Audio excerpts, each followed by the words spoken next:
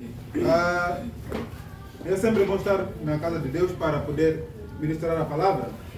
E hoje não vai ser diferente, apesar da temperatura estar a nos aliciar para uma manhã de descanso na cama, mas os fortes estão aqui, conseguiram levantar e vieram, amém? Amém. Então vamos aqui compartilhar a palavra. Mas antes eu queria talvez fazer ou começar com uma pergunta de reflexão. Geralmente todos os sábados, todos os domingos, todas as quintas-feiras, quando nós saímos das nossas casas para todos os domingos para aqui, saímos com um propósito ou com o intuito de dizer que vamos para a casa de Deus para ir o quê? Para ir adorar, amém? Amém. Essa adoração, ela é feita através de louvores, através de orações e tudo mais. Mas se nós estivéssemos a perguntar para Deus, ou se Deus tivesse a oportunidade de avaliar essa nossa adoração, dissesse que de 0 a 10 deu a nota X, ou se a presença do Espírito Santo logo depois de um culto, ele viesse com um instrumento de medição, de adoração, para ver se a adoração for verdadeira ou não, uma adoração com um instrumento para ver dizer que não, essa adoração aqui merece a nota X.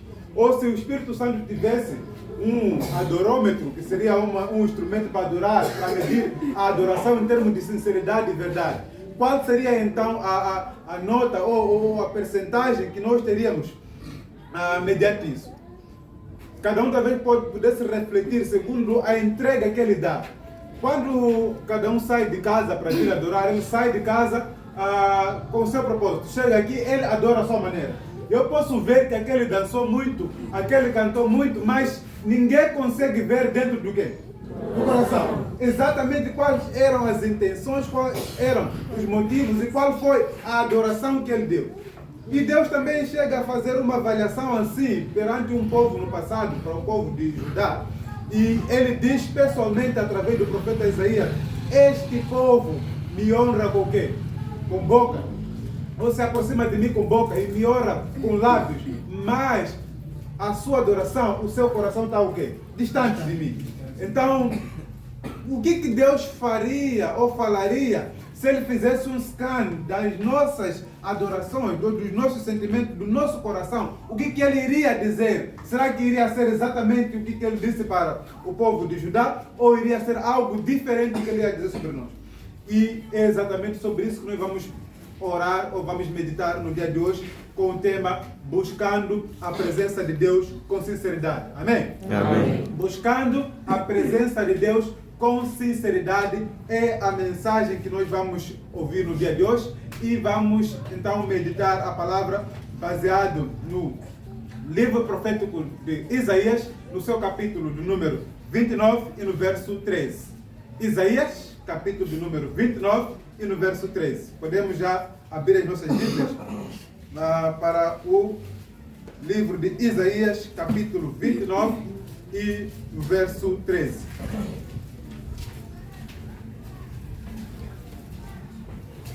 Isaías 29, verso 13. Quem já encontrou diz amém? Amém. Isaías, capítulo de número 29, verso de número 13.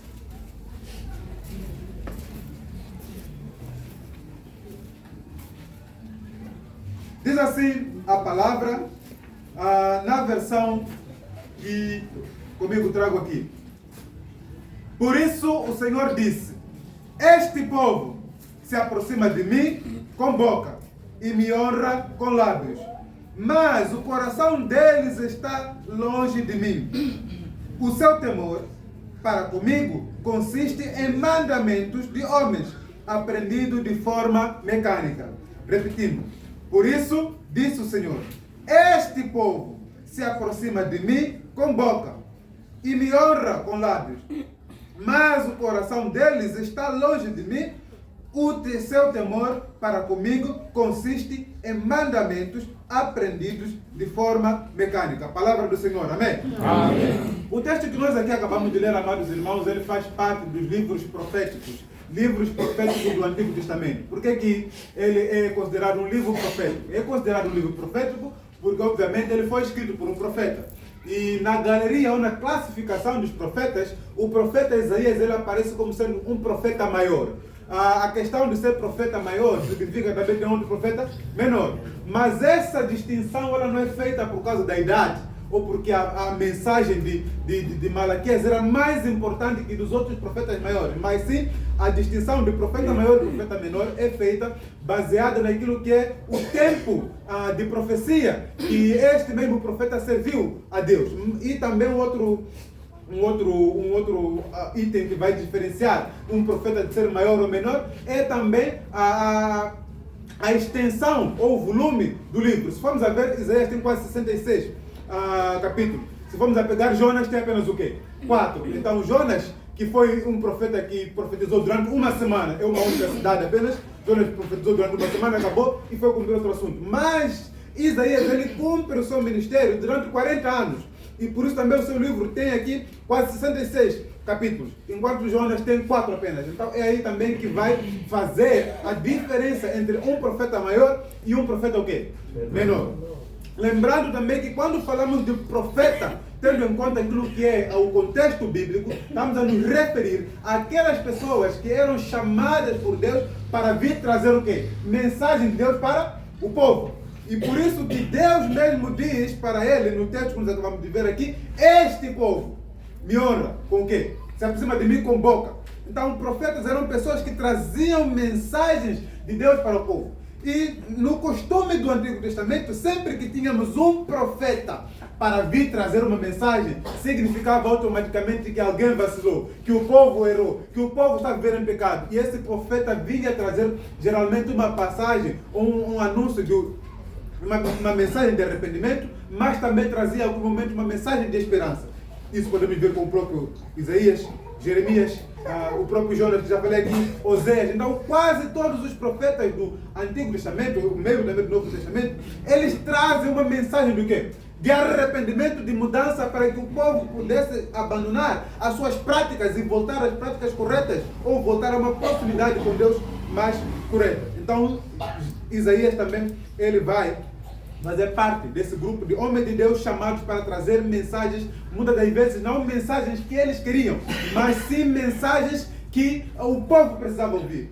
Eu fico me perguntando como é que um profeta se sentia ao trazer uma mensagem de juízo, a trazer uma mensagem de condenação para um povo, e que muitas das vezes esse povo pode não receber muito bem. Esse povo pode às vezes achar que o profeta tem alguma coisa a ver. Eu fico me lembrando de João Batista a trazer mensagens fortes contra Herodes, contra um rei. Eu vejo então a coragem desse mesmo profeta a trazer. Então isso mostra que o profeta, ele é um cargo, é um ministério de muita responsabilidade, porque traz consigo uma palavra muitas das vezes que as pessoas não estão preparadas para o quê? Para ouvir, e que muitas das vezes pode provocar problemas para próprios profetas. Se olharmos para o profeta Elias, que teve que fugir por causa do quê? A mensagem dura que o rei Acabe e Jezabel não queriam ouvir, mas infelizmente não era a vontade dele, ele tinha que o quê? Tinha que pregar. Mesmo sendo perseguido, a mensagem de Deus não podia o quê? Não podia parar, ele tinha que anunciar aquilo que Deus falou. E essa que deve ser o quê? A característica de um profeta. Geralmente temos visto profetas hoje em dia, no nosso conteúdo, no nosso contexto, profetas que vão apenas anunciar coisas o quê? Coisas boas. Coisas boas para as pessoas, mas pessoas que estão a viver em pecado, em vez de ele anunciar o pecado, ele vai ainda mais aumentar a autoestima. Para aqueles que estão a acompanhar as redes sociais, principalmente no contexto brasileiro, um influenciador mundano, católico, não é mundano porque já se assume católico, ele denunciou alguém que faz vídeos de crianças para vender a sexualidade das crianças. E essa mesma pessoa que foi denunciado por alguém, já havia sido profetizado que o seu ministério está tudo bem e Deus vai abençoar as coisas que você faz. Mas é um profeta que vai anunciar, vai orar, abençoar coisas que alguém está fazendo de errado. Mas pelo contrário, sai alguém que não é profeta e vai denunciar. Então vamos ver que em algum momento os profetas estão a perder aquilo que é a sua essência, aquilo pelo qual foram chamados. Num mundo corrupto, onde o dinheiro, onde a fama, onde a ostentação vale mais, os profetas estão aqui a trazer ou a mudar de cenário. E Isaías então se encontra num contexto em que ele é dado uma palavra de condenação, ele é dado uma palavra de juízo e tem que dizer para o povo. E no texto que nós acabamos de ler, então é uma continuidade, por logo o texto diz aqui, por isso, o Senhor disse, nenhuma conversa começa com por isso, né? Tem alguma coisa que vinha sendo feita e depois o Senhor já não quando diz por isso. Então logo aqui a partir do capítulo 29, no verso 1, temos aqui várias sentenças que Deus vai pronunciando em relação ao povo de Deus que vivia de uma forma errada. Como é que eles viviam?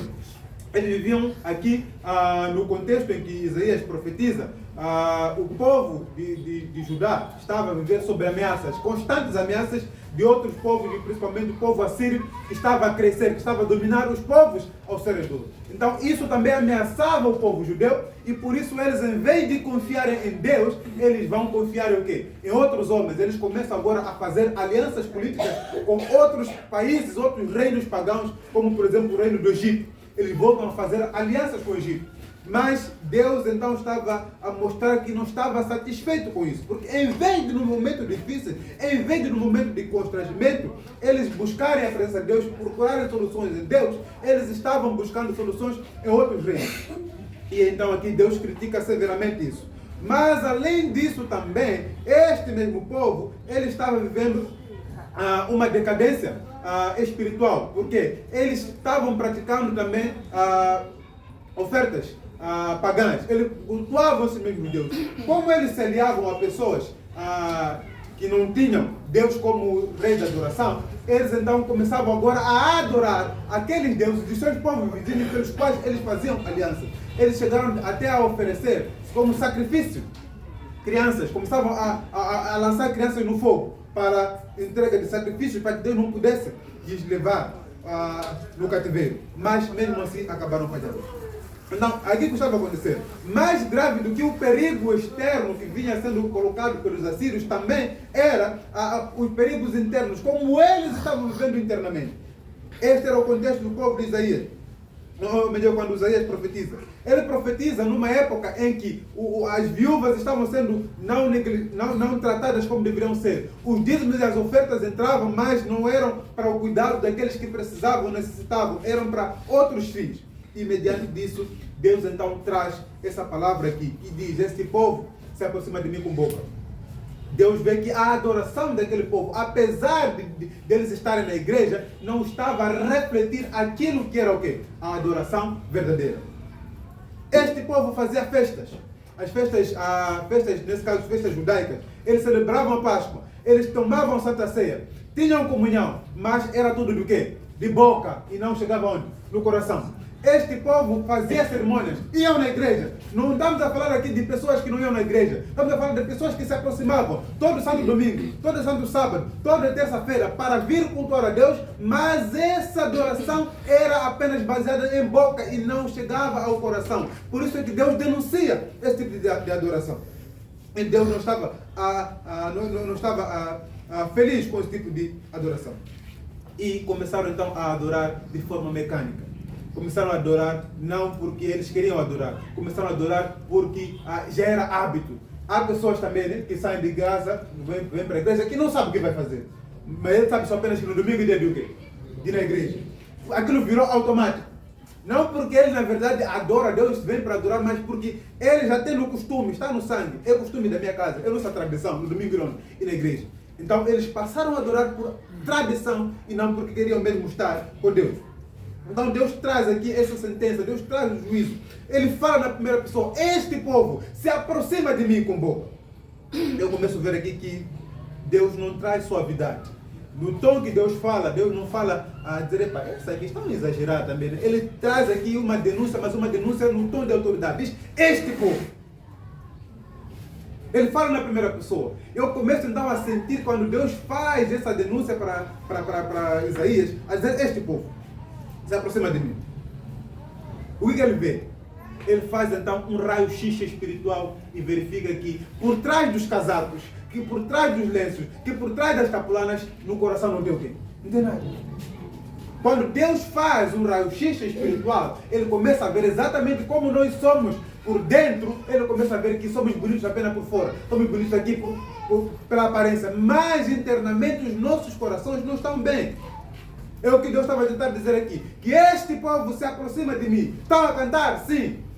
Estão a louvar, sim. Estão a oferecer sacrifícios, sim. Mas o coração ainda não chegou. Isso estão a fazer é externo. Não está a sair de onde? Do coração. Essa é a denúncia que Deus faz para um povo que está aqui a viver de forma errada. E eu fazia a pergunta no início da mensagem. Se Deus virasse agora, deixasse o povo de Judá e fizesse o mesmo para conosco hoje, a resposta seria diferente? Essa é a minha pergunta, que eu gostaria que cada um de nós pudesse refletir. Se, deixando agora o povo de Judá de lado, e olharmos para aquilo que tem sido a nossa vida, aquilo que tem sido o nosso culto atualmente, nós estamos diferentes? Para melhor, para pior, ou estamos iguais? Essa é a pergunta que cada um tem que fazer nessa manhã. Se quando sai de casa todos os dias para esta casa de adoração, ele tem refletido exatamente aquilo que sai do coração, ou viemos aqui com nossos sentimentos, falamos que Deus te adoramos, nós estamos a fazer isso, mas essas palavras não saem. Boa nova, nosso desejo é de anunciar a boa nova, mas não tem desejo nenhum. Nunca pregou, nunca anunciou a mensagem para ninguém ao seu lado, seu vizinho. Então, quando nós refletimos, qual é a resposta que nós temos aqui? Será que nós somos diferentes ou somos iguais? Ou temos praticado exatamente as mesmas coisas que este povo praticava? Será que nós não somos merecedores também dessa palavra que Deus traz aqui para o povo de Jerusalém? Para o povo de Judá? Será que Deus trazendo essa mensagem, nós queremos a vontade que essa mensagem não é para mim? Ou essa mensagem é para nós? A palavra do Senhor aqui traz então algo duro, através da mensagem, através da oração, através daquilo que Isaías trouxe aqui para poder trazer ao povo. Vamos então aqui ver essa denúncia, ela está dividida em alguns pontos. Vamos ver como está dividida essa denúncia e depois como é que nós podemos a resolver a solução dessa denúncia.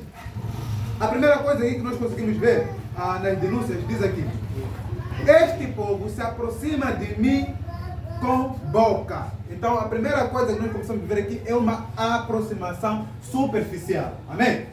A primeira denúncia que Deus faz aqui para o povo de Israel é de uma aproximação superficial. Ele diz, eles se aproximam. Ele não nega que essas pessoas venham na igreja. Diz sim, vem na igreja, não é problema, eles costumam vir na igreja. Eles se aproximam, eles vêm até mim, mas eles se aproximam com boca, não é de o quê? De coração. É a palavra que Deus aqui diz, é a primeira denúncia que Deus aqui faz para o povo de Israel. Eles se aproximam de ti, Senhor, sim, aproximam-se de mim. Mas como é que se aproximam? Então não basta apenas se aproximar, não basta apenas ir à igreja. Algumas pessoas pensam que ir à igreja só já resolveu. Não, se fosse se ir à igreja apenas resolvesse o problema, essa denúncia não ia existir. Então, além ou só de ir para a igreja, é necessário também se aproximar, não de forma superficial, mas de forma total.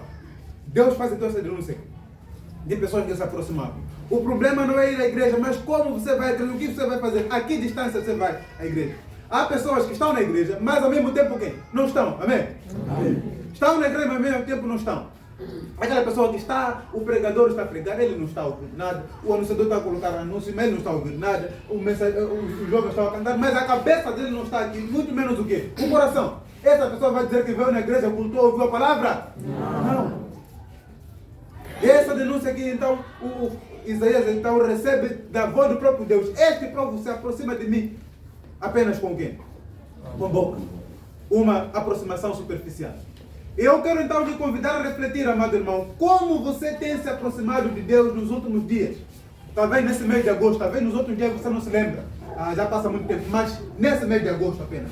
Agosto e julho talvez. Quando você saiu de casa, veio para aqui, você se aproximou de Deus de forma superficial ou de forma integral? Você veio exatamente profundamente, mergulhou? Ou apenas veio de forma superficial?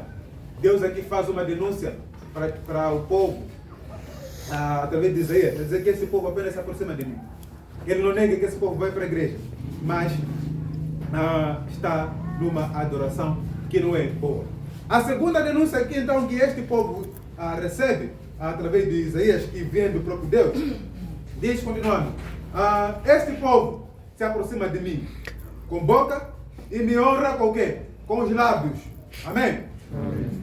Ele diz que obedece, mas o quê? Não obedece. Então, a segunda denúncia que Deus faz aqui é uma honra vazia. Elogios apenas é obediência. Diz Deus, eu vou fazer isso, vou fazer aquilo, mas sai daqui, não faz nada daquilo que ele prometeu. Amém? Amém. Cantamos de perdão, mas não o quê? Não nos perdoamos. Cantamos de comunhão, mas o quê? Não temos o quê? Comunhão. Falamos de ir evangelizar, mas não estamos interessados com isso. Isso é honra vazia. É você dizer que ama muito alguém, que está disposto a fazer algo para alguém, mas depois daquilo sair não tem o quê? Mais compromisso com aquela pessoa. Essa é uma honra vazia. É uma honra sem obediência. Muitos dizem sim que Deus é santo, eu quero ser santo como você, mas não abandona aquela amante que ele tem, mas não abandona a bebedeira que ele bebe, não abandona a imoralidade, não abandona a corrupção no serviço. Isso não é honra, certo? É honra vazia. Quando nós dizemos que queremos fazer alguma coisa, mas depois do final do culto acabou e não temos mais ligação com aquilo, estamos a honrar de uma forma vazia. E Isaías faz exatamente essa denúncia para o povo, recebendo de Deus. Este povo se aproxima de mim com boca, mas me honra com lábios. Apenas o que eles fazem é falar. Não praticam nada. Nada daquilo que eles fazem, eles o quê? Eles praticam. Um dos propósitos da Santa Ceia é que tenhamos comunhão com Deus, mas também com o quê? Com os irmãos. É vertical, mas também o quê? Horizontal. Mas talvez um dos problemas que a igreja está a enfrentar nos últimos dias é comunhão falsa. Amém? Amém. Misericórdia, porque existe muita falsidade dentro de onde? Da igreja. Mas as pessoas que estão a passar toda a Santa Ceia estão aqui a tomar. Logo depois de sair começamos a nos falar mal aqui. No mercado. É longe, né?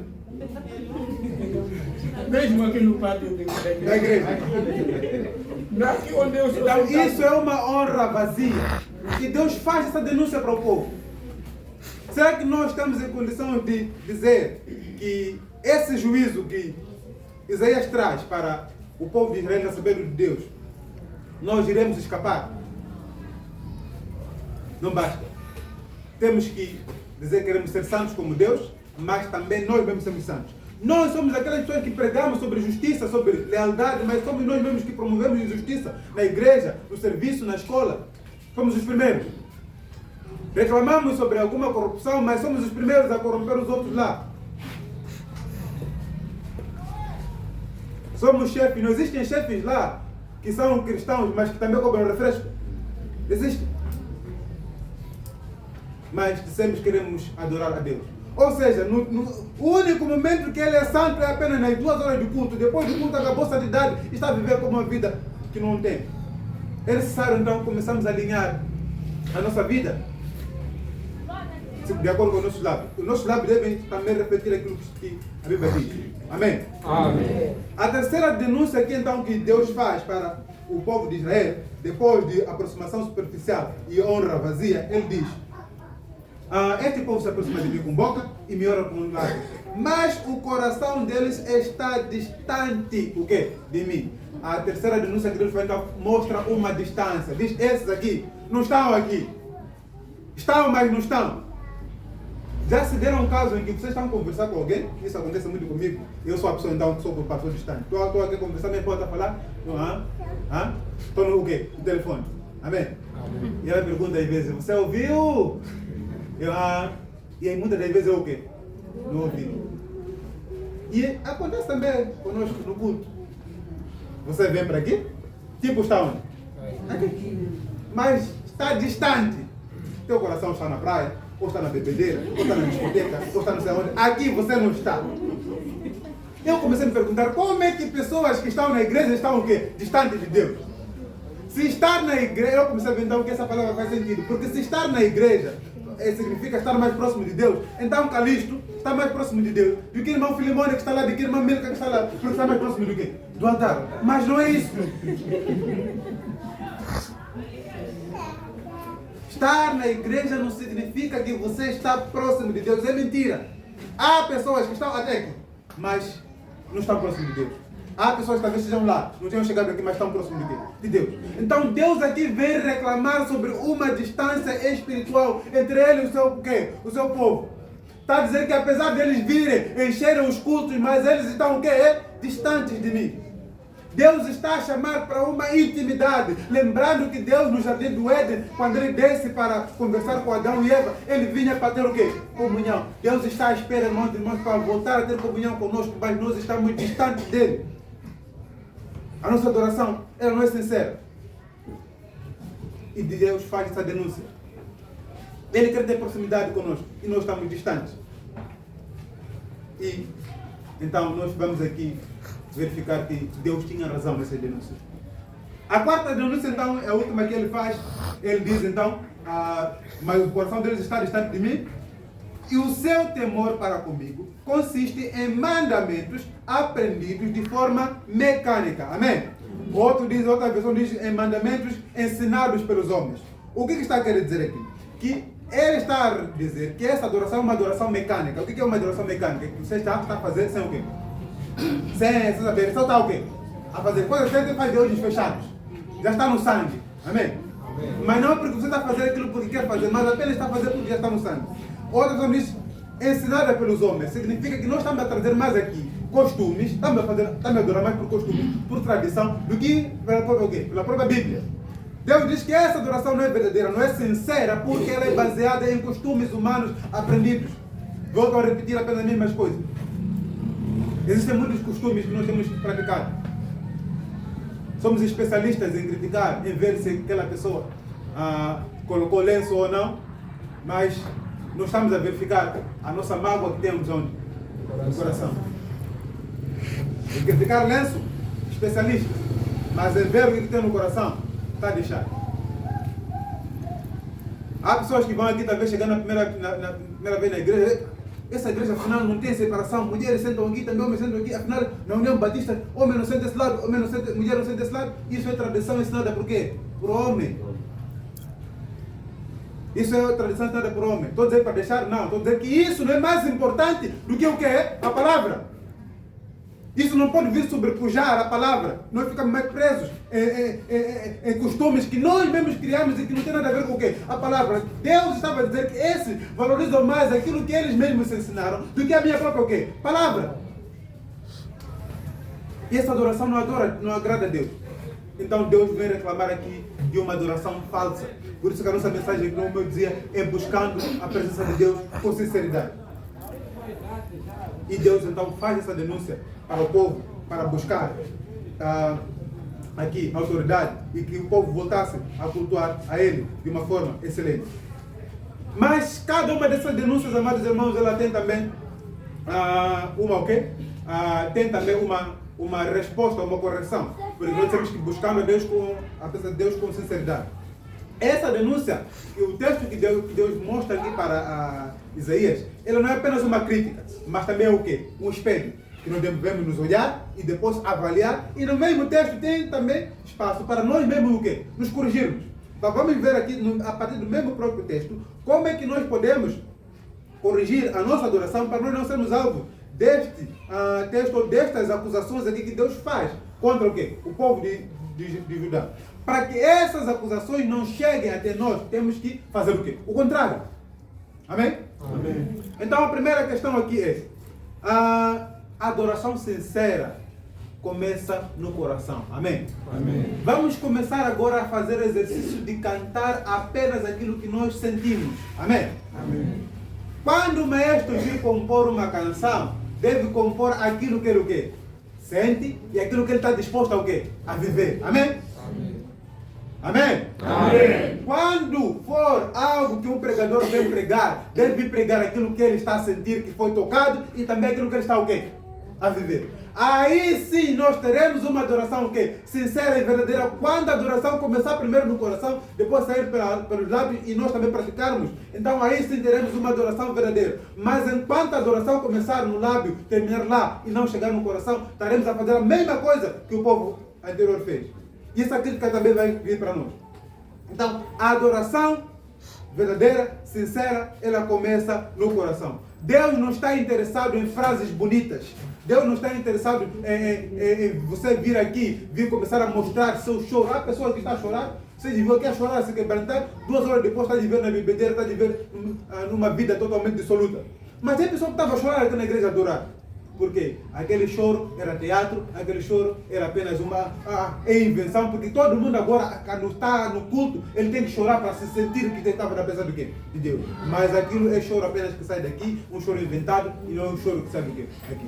Quando nós nos quebrantarmos verdadeiramente, podemos até não tirar lágrimas, mas o fruto daquilo que foi quebrantado no coração, ele vai trazer o quê? Transformação. Amém? Amém. Que a nossa adoração ela comece de um coração transformado, de um coração que na verdade quer mudar, não de um coração que vem ensaiar, não de um coração que vem para o púlpito, um culto ensaiado, em que vemos aqui apenas nos revirar, nos verificar e não exatamente adorar. Podemos até fazer orações longas, mas essas orações não refletem aquilo que nós somos, não tem como. Há pessoas aqui que vão começar a orar, você vê, ei, esse irmão está a orar fervorosamente. Ele começa a meter um sotaque brasileiro. Você diz, a presença de Deus o quê? Está aqui. Mas não está a mudar. Por quê? Não é sotaque brasileiro que vai fazer mudar, irmão. É o seu coração, é o seu o quê? A sua atitude. Você pode orar em alemão, em português, em chinês, mas se aqui não está mudado, é zero. Amém? Amém. A Bíblia diz que a hora vem e é agora, em que os verdadeiros adoradores adorarão em espírito e verdade. Deus é espírito. E importa que os adoradores adorem o que? Em espírito e em verdade. Se não for verdadeiro, irmão, você vai fazer teatro, vai nos enganar, mas não vamos ver o que? Mudança. Amém? Amém. E nós não queremos ver mudança do teu sotaque. E falar, amados irmãos. Não, nós queremos ver mudança do teu comportamento. É isso que Deus quer. Uma adoração sincera. Você pode mudar, pode ir estudar teologia, vir trazer termos teológicos aqui, começar a trazer todos aqueles termos que você aprendeu lá na teologia, escatologia, demagogia, antropologia, apologia, pode trazer todos esses termos aqui no púlpito. Mas se isso não se refletir numa vida de mudança, vão dizer essa pessoa está a gastar tempo dele lá na teologia. Podia voltar, vir sentar. Porque, mesmo que você estude teologia, se você não está transformado, há até mais confusão. Por quê? Agora é um confuso que sabe, conhece o quê? A Bíblia. Então temos que mudar o nosso coração. Temos que sondar. A pergunta é, você tem cuidado do seu coração? Você tem examinado a sua adoração? As palavras que você diz? Outra coisa aqui que nós vemos aqui no mesmo texto, quando ele diz que se aproxima de boca, a segunda questão é, a adoração sincera é vivida, não é apenas falada. Lembrando que o texto diz, este povo se aproxima de mim com boca e me honra com lábios. Ou seja, ele fala, mas também é necessário o quê? Viver. A adoração, para ser sincera, não basta apenas nascer do coração. Deve nascer no coração e não é para morrer lá. É para ela se transformar em o quê? Atitudes. Devemos o quê? Viver. Isso que nós o quê? Falamos. Para que a adoração seja sincera, para que possamos buscar, devemos ser obedientes à palavra. Devemos obedecer à palavra. Muitos dizem que vão obedecer, mas não obedecem. Muitos dizem, querem obedecer. Queremos ser santos, mas não estamos dispostos a pagar aquilo que a santidade exige. Não estamos dispostos a obedecer o que Deus coloca para que nós possamos obedecer. Devemos buscar a presença de Deus não só no coração, mas também em prática. Eu gosto daqueles que dizem, Deus, eu tenho Deus apenas no coração. Sim, é bom ter no coração, mas também devemos refletir o quê? Em práticas. Devemos ver aquilo que Deus faz. Se você apenas tem no coração e não pratica, a sua fé é morta. A própria palavra diz, né? Aquele que escuta e não as pratica, as minhas palavras, esse é tolo. É louco. No meu dialeto lá no Chumbo diz, esse é benção. Não, Nipa. Então, se você ouve e não quer praticar, você é maluco, está a gastar tempo. Então, somos chamados aqui a trazer também, não apenas a palavra, mas também a prática, a viver aquilo que nós temos como, que nós temos dito. E o terceiro, aqui, para nós vivermos uma vida, buscar a presença de Deus com sinceridade, a proximidade espiritual deve ser real. Ele diz aqui, se aproxima de mim com boca, mas o seu coração está distante de mim. Então, devemos também ter essa proximidade real. Devemos buscar mesmo, querer estar diante da presença de Deus. Se estamos com Deus, devemos deixar que tudo aquilo que nos atrapalha, fora. que este momento seja um momento de adoração, que este momento seja um momento de proximidade, de comunhão, e que possamos aqui adorar o quê? A Deus. Amém? Amém. Então, se nós viemos para o culto e não fazemos desse momento um momento de aproximação real, não estamos a fazer nada, não estamos a buscar a Deus com sinceridade. Lembrando que o povo de Deus dizia que achava que estava com Deus porque apenas vinha para a igreja. Mas se nós não transformamos, não aproveitamos essa oportunidade de estarmos com os irmãos, de sabermos como ele está, de termos comunhão um com o outro, não estamos a aproximar. Há momentos em que o dirigente vem aqui e pede corinho de avivamento. E aquele momento de avivamento é para você olhar na cara do seu irmão e você ver a alegria que ele tem por estar contigo aqui a adorar o Senhor, amém? Mas muitas das vezes você fica apenas colado. Há pessoas que de janeiro até então não levantaram para vir dar um júbilo ao Senhor. Essa pessoa diz que está próximo de quem? De Deus. Esse momento de comunhão, no culto é o momento de estarmos juntos, estamos a adorar ao Senhor. Então, como é que está a sua aproximação? Você tem se aproximado de Deus ou não? Deus está à procura daqueles que vêm. Deus quer. Busca aqueles que o procuram. Mas como é que você tem procurado o Senhor? Eu não sei se já contei aqui uma certa história de um casal que foi ao médico e o marido perguntou, foi lá para se queixar da esposa, que não estava ouvindo bem. Sou médico, peço uma receita porque minha esposa não está o quê? Não está a ouvir bem. Como assim? Faz um mês que ela não está a ouvir bem. Tá bom. Ela disse o seguinte. Quando você chegar a casa, antes de eu te dar uma receita, mede primeiro a distância do quê?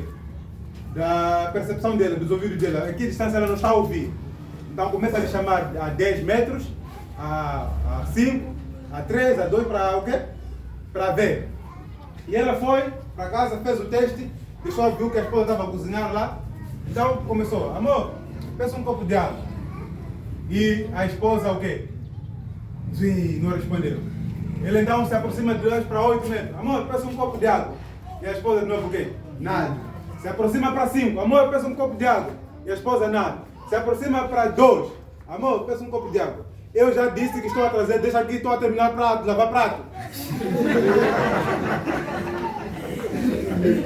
Então, nessa história, o homem pensava que ele estava o quê? Que a esposa não estava a ouvir. Mas, na verdade, quem era o surdo era quem?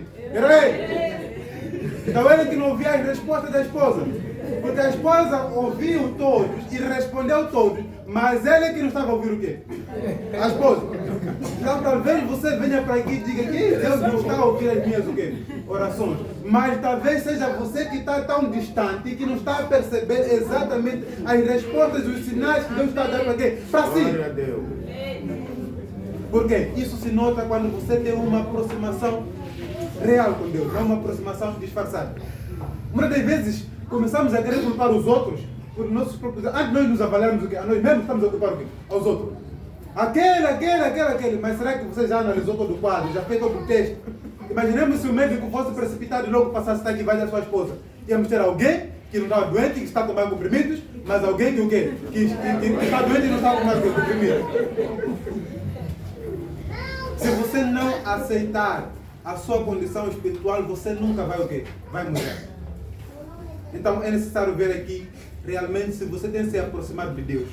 Você fala sim, está tudo bem, mas você ouve o que Ele também te diz.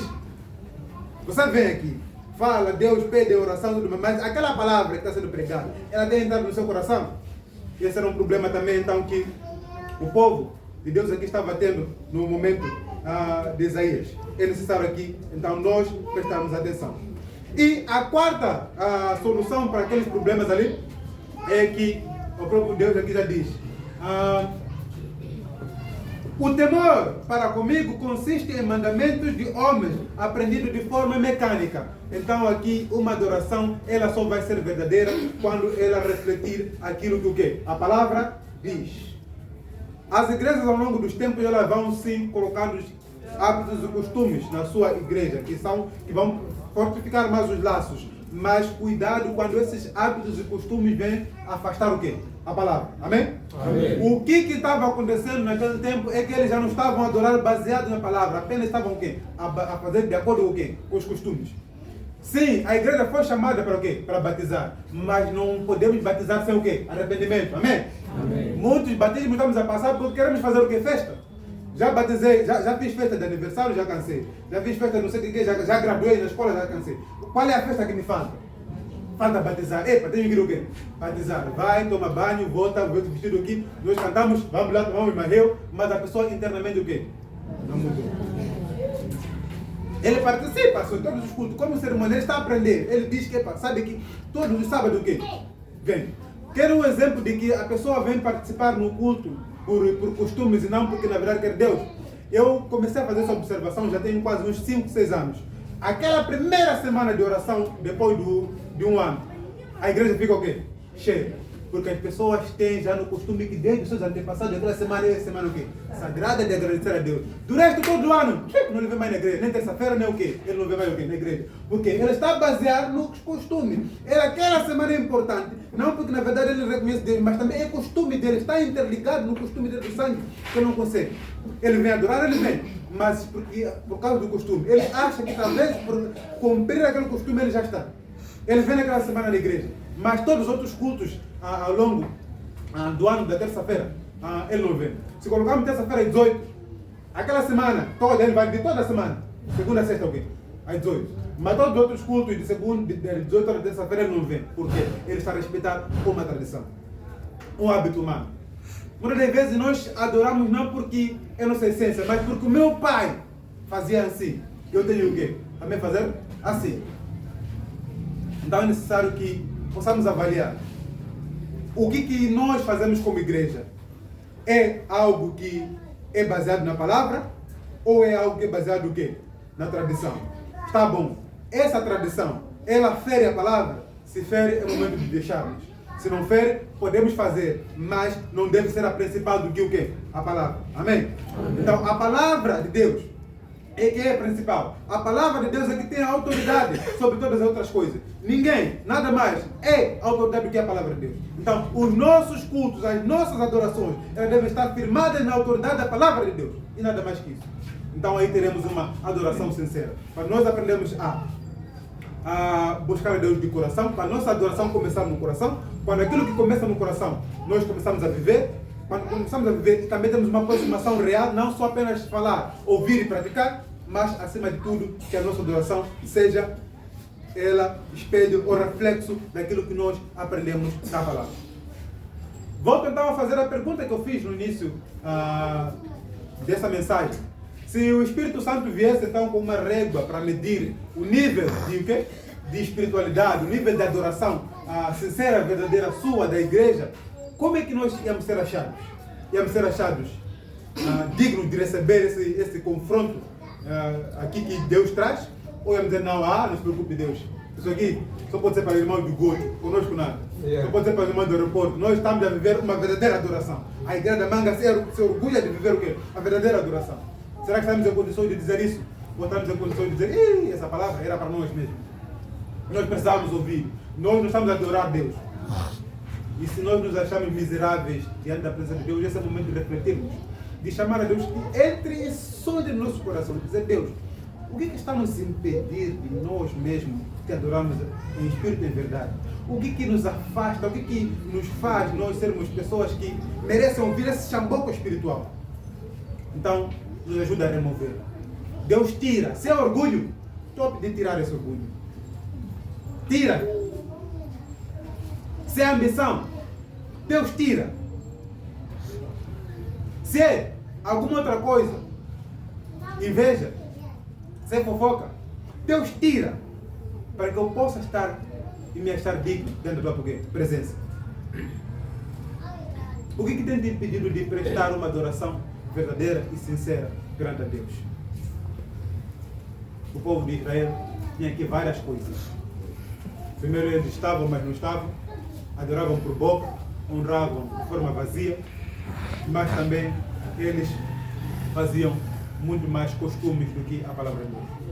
Eu não sei como tem sido a sua adoração na sua casa, na sua família, aqui na igreja, mas somos chamados a um despertar espiritual, a levantarmos e buscar a Deus com sinceridade, nos aproximarmos dele com verdade. E ao terminar essa mensagem, eu queria apenas ir para o texto de Mateus. De Mateus não, é João 4. o texto de João, no seu capítulo 4.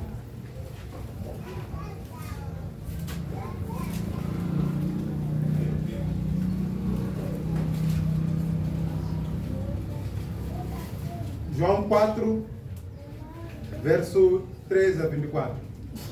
João, capítulo 4, verso 3 e 24. 23 e 24. Diz assim: mas virá a hora, e de facto já chegou, em que os verdadeiros adoradores adorarão ao Pai no Espírito e em verdade, porque são esses adoradores que o Pai procura. Amém? Amém. Deus não está à procura da pessoa que vai só na igreja, está à procura de pessoas que adoram em verdade e em o quê? Em Espírito. 24. Deus é Espírito, e é necessário que os que o adorem em Espírito e em verdade. Deus é Espírito, e é necessário que os que o adorem o Espírito e em verdade. Amém? Amém. Essa era a mensagem que eu queria deixar aqui para que a amada igreja pudesse refletir sobre buscar a presença de Deus com sinceridade de coração e com verdade. Amém?